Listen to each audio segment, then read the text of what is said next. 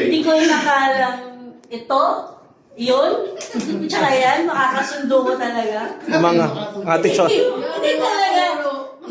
Actually, miski yung mga kabatch ko sa training, hindi ko rin talaga na makakasundo ko rin sila.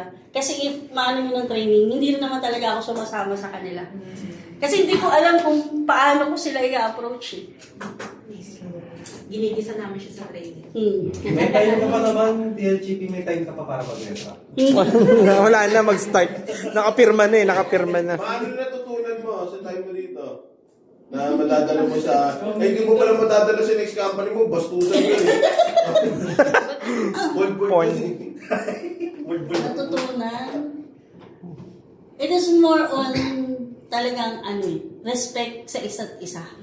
Amen. Yun yung inaano ko, di ba, sa Team Chippy. If hindi ko inatano kayo na mag-iba kayo ng approach sa isa't isa. Ang kailangan natin is ma-appreciate kayo ng bawat isa kasi iyan kayo.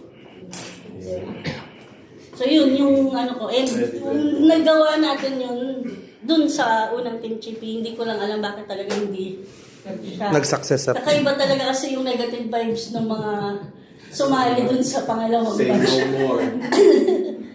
Pero yun. Ilan ba naman sila dun? 3 ata sila dun.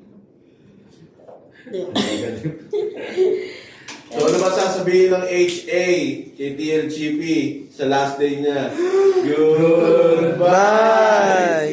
LGP. Mabuhay. Thank you. Thank you. Ay, shout out sa mama mo. Bakit sa mama mo? Nakangalay ko lang.